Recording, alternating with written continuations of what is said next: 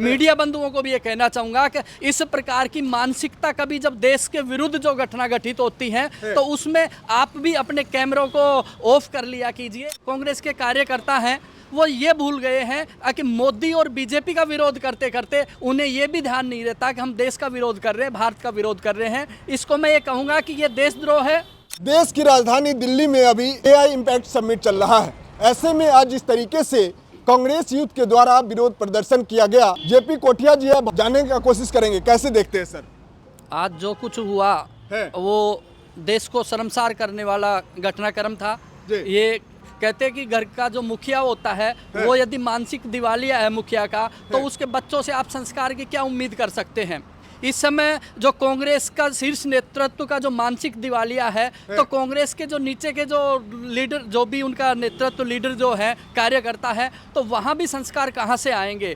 तो आज जो कुछ हुआ एआई समिट में, ये कांग्रेस के जो नेता है, कांग्रेस के कार्यकर्ता हैं, वो ये भूल गए हैं कि मोदी और बीजेपी का विरोध करते करते उन्हें ये भी ध्यान नहीं रहता कि हम देश का विरोध कर रहे हैं, भारत का विरोध कर रहे हैं। इसको मैं ये कहूँगा कि ये देशद्रोह है और इन पर मैं दिल्ली की सरकार से और दिल्ली पुलिस से भी ये कहना चाहूँगा कि इन पर देशद्रोह का मुकदमा चलाया जाए और इनको जेल में डाला जाए। इन्होंने पूरे वर्ल्ड में देश को, भारत को शर्मसार करने का कार्य किया है। ऐसे लोगों को बख्शा नहीं जाए। दिल्ली पुलिस तो पीछे पीछे चल रही थी, उस टाइम भी तो अरेस्ट हो सकता था। भारत मंडपम में जाकर के इस तरीके से विरोध कर दिया 10 से अधिक लोग।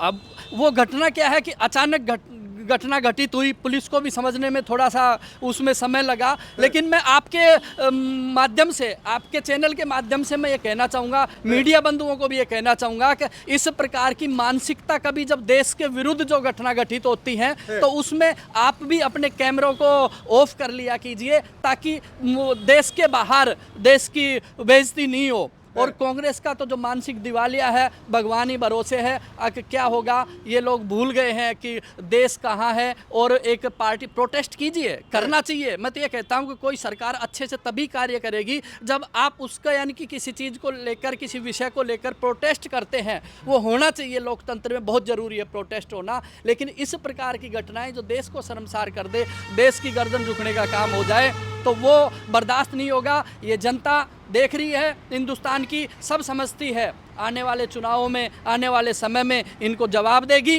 वैसे ही इनका दिवालिया हो चुका है। इनका जो शीर्ष नेतृत्व, ये कहें कि इनके नेता श्रीमान राहुल गांधी जी, उनका स्वयं का व्यक्तित्व ही कैसा है ये आप सभी को पता है। क्या बताएं। बीते दिन एक डॉग को लेकर के जो मैसेज गया पूरे दुनिया में, अब ये मैसेज जाएगा, खास करके कांग्रेस के द्वारा ये मैसेज दिया गया, तो कैसे देखेगा दुनिया में? देखते वो एक घटना थी जो डॉग को लेकर वो हुई, उसमें थोड़ा सा देश को मिस्टेक थी। उस मिस्टेक को सुधारा जा सकता था। लेकिन आज की जो घटना है ना, ये देश के लिए बहुत ही शर्मसार करने वाली घटना है। इससे हम देशवासियों की गर्दन झुक जाती है और विश्व स्तर पर लोगों में, यानी कि हंसी का पात्र बनते हैं हम। तो यानी कि ये लोग कांग्रेसी बिल्कुल मानसिक दिवालिया हो गए हैं। इनको कहीं ट्रेनिंग पे डालना चाहिए, देशभक्ति की क्लासें इनको दी जानी चाहिए। तब इनको पता लगेगा कि भाजपा का सरकार का विरोध करना एक अलग चीज़ है और देश का विरोध करना एक अलग चीज़ है। ये एआई समिट